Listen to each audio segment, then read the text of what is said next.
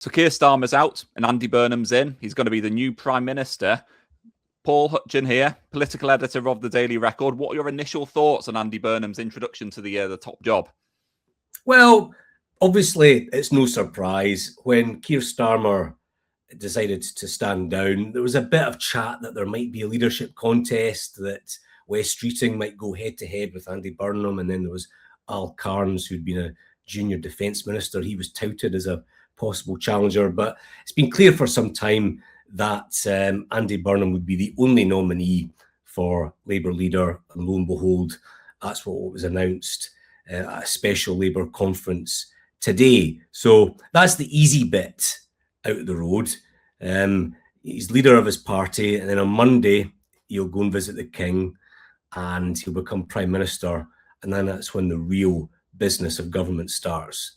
I think he'll be confronted with some harsh realities by the civil service about all sorts of difficulties in the economy, on the international stage, and on the domestic front. So it's going to be a tough one for Andy Burnham, but he did give a very good speech today.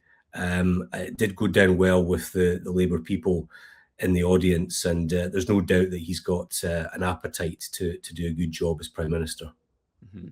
Absolutely. And of course, he's coming in at a time when he's not coming off the back of a general election victory where the confidence is high and morale's high. He's coming in at a really difficult time after a really quite tricky 6 months or so for Keir Starmer in charge. So I know there's plenty to get stuck into here, but what do you think are the biggest challenges? What are the biggest obstacles that Andy Burnham faces now that he's in charge? So he's got several.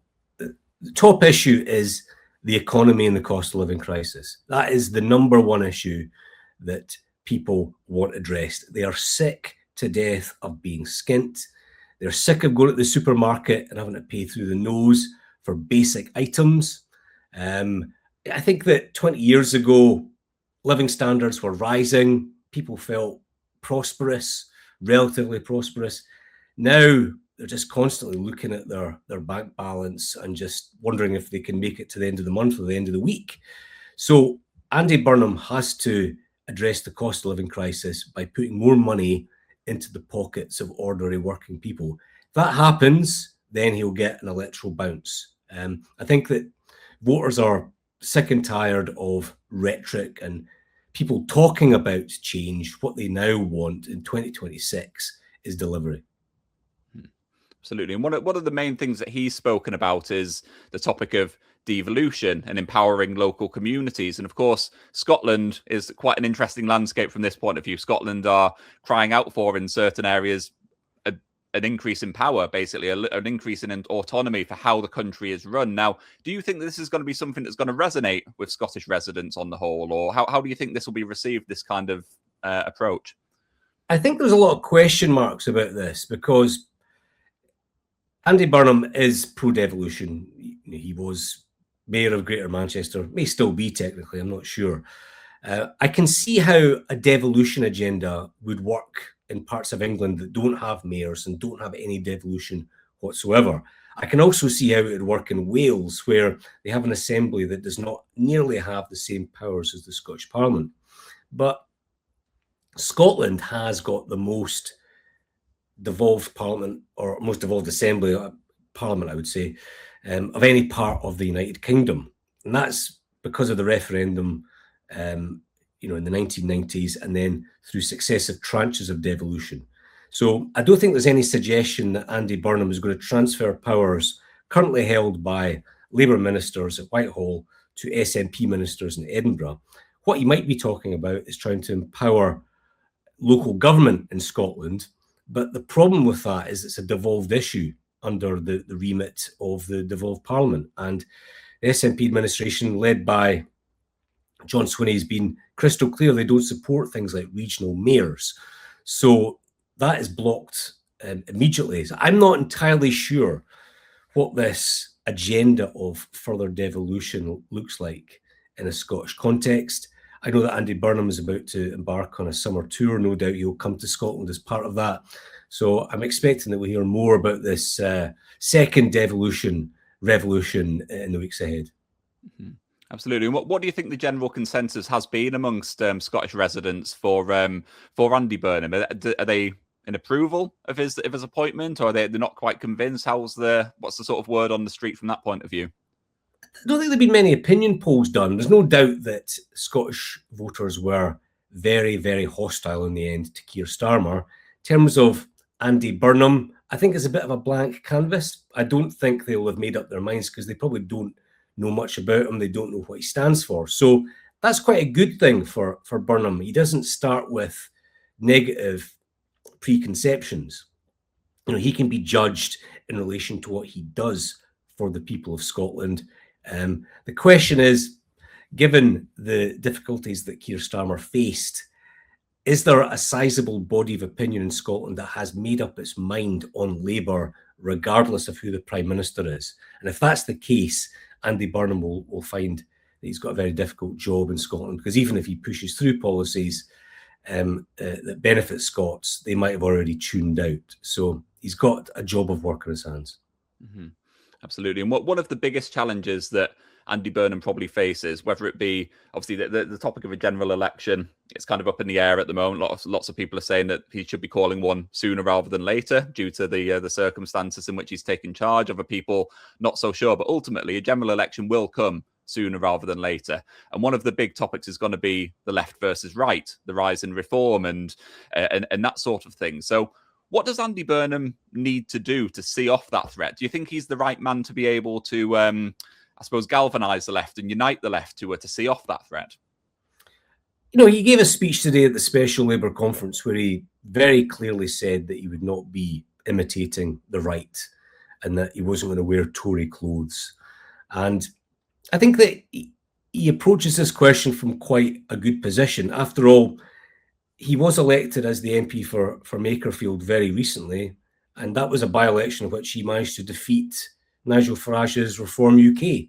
So he can credibly come to Westminster saying, I'm the Labour guy that's actually united centre-left and left-wing voters and defeated the forces of the right. So I would imagine that will be a template that he tries to replicate across the United Kingdom. And you make a good point about an early general election.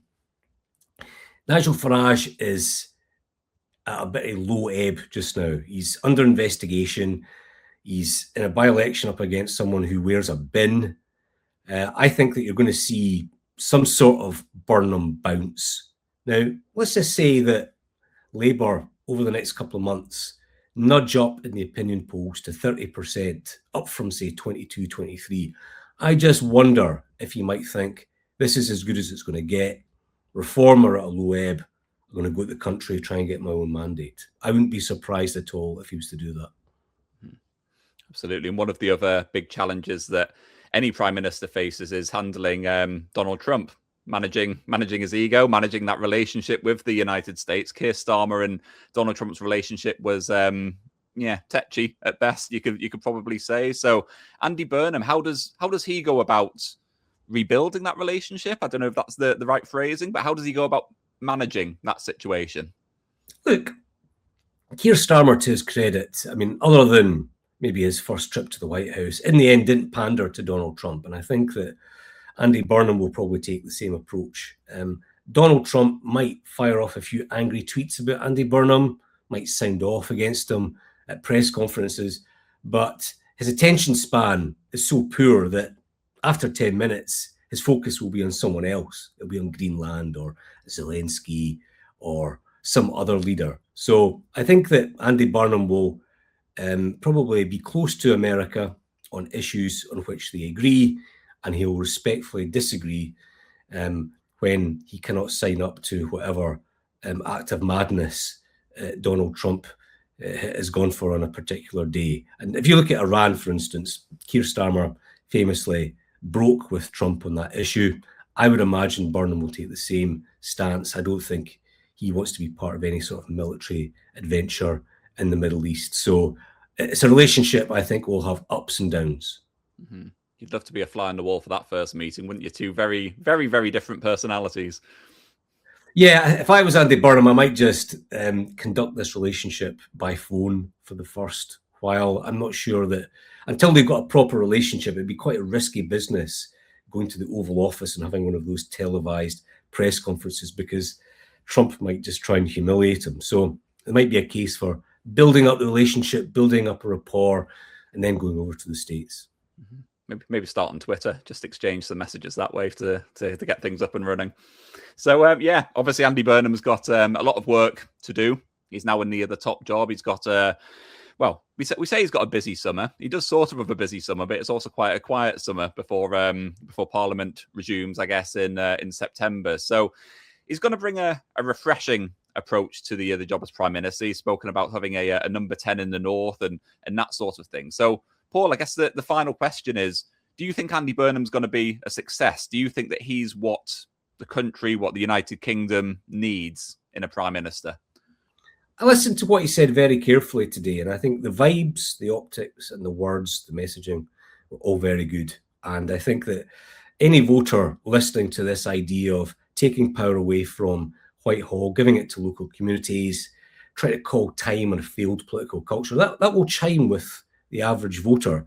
The trick, though, is turning rhetoric into change that materially affects people's lives. And as I was saying earlier on, folk have grown used to politicians promising them the world, telling them that their lives are going to be different and better, and it never actually happening. So Andy Burnham's now in the hot seat, and it's up to him to deliver on the change that he's promising. And I've got no doubt that the British public will be following it very closely.